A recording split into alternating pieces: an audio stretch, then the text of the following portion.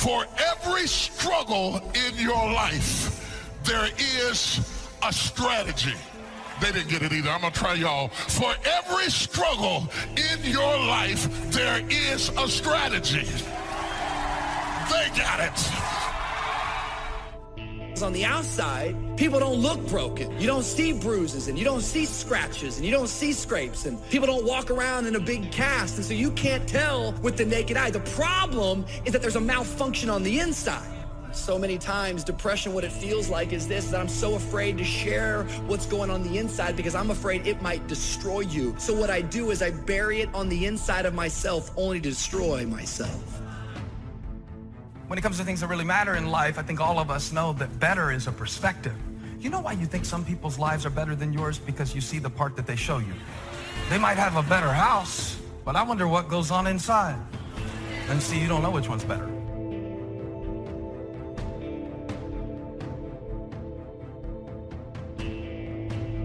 When something is just beginning to bud, there is also trouble rising up right beside it. When the wheat came up, the tear came up with it. Not because the wheat wasn't real, but because it was. It came up at the same time. Life is crazy. If you live long enough, you will find out that some of the people you spent so much of your time envying were secretly miserable. There is something in you that will deliver you, but in order to produce it, you have to go through the dark place.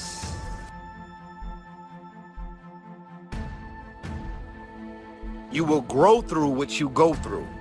You will grow through what you go through. We got to go backwards to get better. We got to go all the way back to get better. I have to be comfortable in my life to accept that sometimes loss is the way to gain. To know that sometimes the most painful moments are the most purposeful moments. I have to be comfortable in my life to stop comparing myself so much with people who are not meant to be the standard anyway. Now, I don't know what you're facing today, but I know this, everybody in this room is facing something. If it ain't nothing but life. If you don't have nothing to fight but life, if everybody likes you and you're just as beautiful as you can be and as healthy as an Olympian, if you deal with nothing but life, life will try you to the breaking point.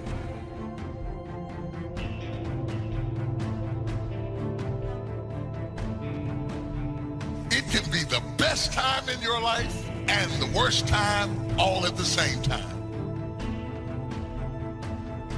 You can either stand up and take that small step forward.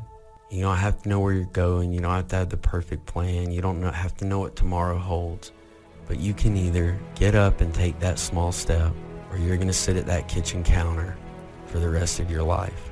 And now, years later, I pushed through those hard times, and I realized, and I truly believe in now, that the smallest of steps eventually completes the grandest of journeys.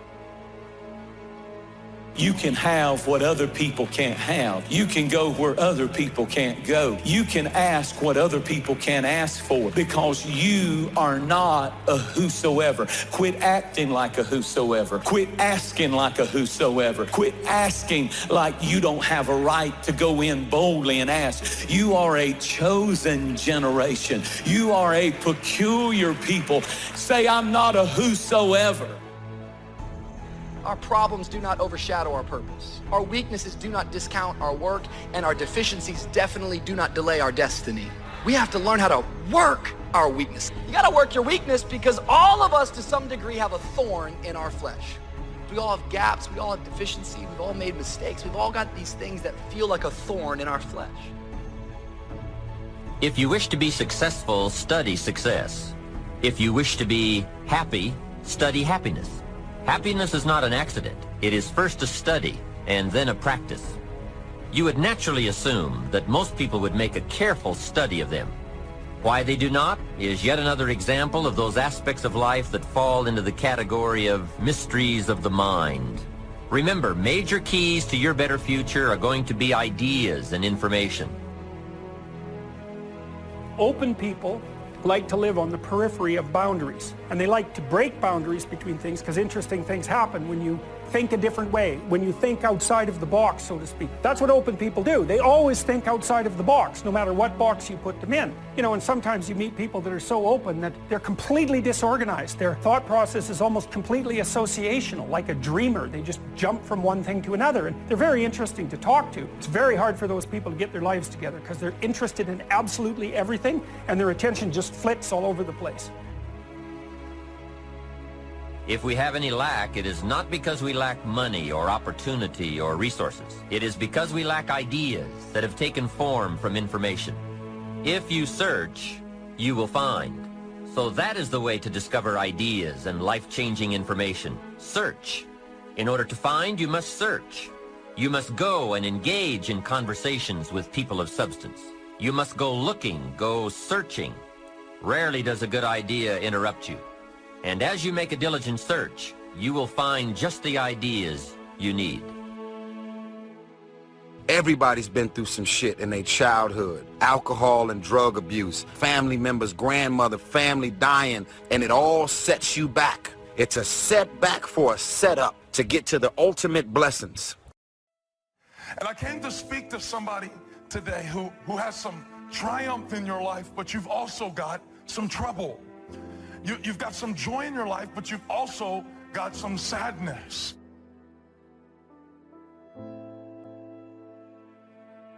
Until you have had the taste of finishing, you will not respect yourself. Until you follow through, until something is done, tears and struggles and pain, and you go through it anyway, and you show up, and you continue to fight on, no matter the circumstances. So why not reach down inside of you and come up with some more of those remarkable human gifts? They're there waiting to be discovered and employed. And I challenge you to do that because you can change. If you don't like how it is for you, change it. If it isn't enough, change it. If it doesn't suit you, change it. And I challenge you to do all that because you can change. See, you don't ever have to be the same after today, only by choice. Now for the process of change, just a philosophical pronouncement won't do. It takes more than that, and it takes more than enthusiasm. You can get all excited about lifting 200 pounds until you get to the gym. Then you need a new excitement, and the new excitement is discipline. Discipline, the major step to human progress. If there is one thing to get excited about, this is it. Get excited about your ability to make yourself do the necessary things to get a desired result. That's true excitement. Really making personal changes calls for 10% inspiration and 90% perspiration. Wishing we could change is a beginning, but now wish must be translated into activity, and inspiration and affirmation must lead to discipline. We can affirm that we are going to change, but we must now form new habits and develop new disciplines for the affirmation to come true. We can look at developing ourselves spiritually, physically, and mentally. With respect to our spiritual development, this may be a major or a minor issue for you depending on your values and your goals. Come to your own decisions as to what it will take to nourish your spiritual nature. Next, let's look at physical development. The body and the mind work together and depend on each other, so they both need attention. Treat your body like a temple. So just put it in your notes. Body like temple. Not a bad suggestion. Now, in taking care of the physical, we must learn to be conscious of ourselves, but not self-conscious. We need to be aware of our physical appearance, our physical well-being, but not to the point of being self-conscious. But some people devote too much of their day to physical appearance. Physical appearance is going to have something to do with your future, your well-being, so do spend some time on physical appearance. How we appear to other people does make a difference in terms of our acceptance and our ability to function and do well in the marketplace. If you do have a pattern, realize that any pattern you have, including self-sabotage, still comes back to one thing. Human beings, no matter what we're doing, including sabotaging ourselves, we do it for a positive intent. If it clearly is a pattern where you are subconsciously sabotaging yourself, screwing things up, hey, get excited. Don't get upset. Say, hey, look, my brain is doing what it does best. Personal development, how important. Remember, the major key to your better future is you. That's a sentence with a lot of value. The major key to your better future is you. For a share of my life, I didn't understand the importance of that phrase. I used to wonder why two people could work for the same company and one make twice as much money. Wouldn't that be a puzzle? I know there are many ways to do well, but in this narrow area called compensation, what is the difference? I thought time makes some of the difference. Some people do better because they have more time. Now, that's got to be dumb, right? You can't get someone else's time. There isn't any more time. Where would you find any? Hey, when the clock strikes 12 midnight, that's about it. It's over. There isn't any more time. If you insist on finding more than 24 hours a day, they will come and take you away. You see, what you become is far more important than what you get. However, it is also true that what you become directly...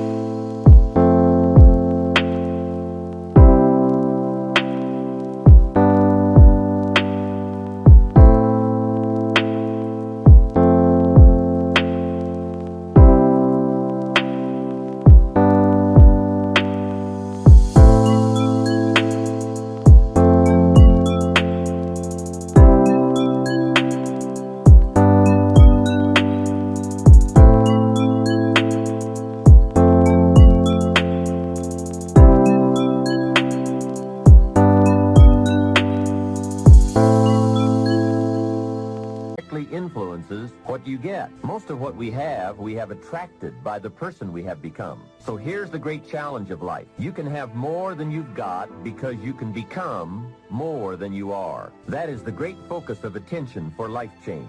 Now, on the other side of the coin, it reads, unless you change how you are, you'll always have what you've got. I've discovered that income does not usually exceed personal development. Sometimes income takes a lucky jump, but unless you keep growing out where it is, it will usually come back where you are. Life has strange ways. A very rich man once said, if you took all the money in the world and divided it equally among everybody, it would soon all be back in the same pockets. I guess it is hard to keep what you haven't attracted by your own personal development. It's not what we can do that's in question. What we can do is fantastic. What we can do is unbelievable. What we can do, it's what we settle for that's disappointing. What we become is what leads to all the good things. And the habits we form, habits of mind, attitude, and behavior, are a dominant part of what we are becoming. Now, I understand as well as anyone that forming new habits doesn't come easy. But new habits will come when we change, but rather by changing small pieces and parts at a time. I think that's how most of us change. We just keep nudging ourselves in the right direction, forming one or two new habits at a time, little by little, until finally we've made the turn. And this is where the good life comes from, those personal changes. There's nothing you can do with the seasons, but there's everything you can do with yourself. Wish for your own attitudes, strength, and capabilities to change in order to handle the winters. Time, we will probably use them all, unless somebody finally comes along and blows all those excuses apart to make us come face to face with the real reasons for our current dilemma. Until that time, we will probably use another million excuses to prevent ourselves from having $1 million. Here's one of the major questions I'll pose to you during this program. What are you going to do starting today that will make a difference in how your life works out? See, if you don't do something starting today that will make a difference, guess what? It's going to be the same. And you can guess what the next 5 years are going to be like. Just look at the last 5. Now here's another key question. What can you do starting today that will make a difference? That's a good question. What can you do? What can you do with economic chaos? What can you do with massive disappointment when it's all gone wrong? What can you do when it won't work, when you've run out of money, when you don't feel well, and it's all gone sour? What can you do? Well, let me give you the broad answer first. Here's what you can do. You can do the most remarkable things, no matter what happens. Hey, people can do it.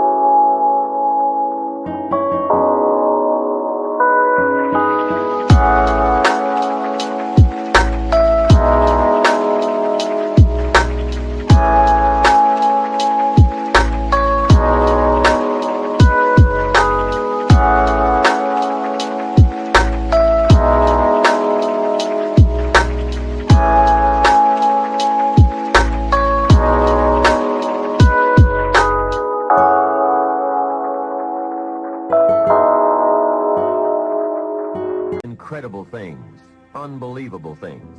A man can do the most amazing things with the most impossible circumstances. A woman can do the most remarkable things with the most disastrous circumstances. Hey, I found out kids can do remarkable things. That is, if they have remarkable things to do. I also found out if they don't have remarkable things to do, there's no telling what they'll do. For things to change for you, you've got to change, no matter what successes you've already achieved.